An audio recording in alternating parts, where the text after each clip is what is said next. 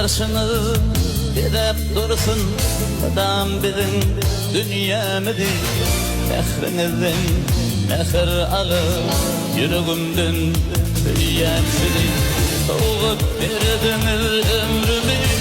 soğuk verdiniz başımı süydürme nasip eylesin benim atanın mehrini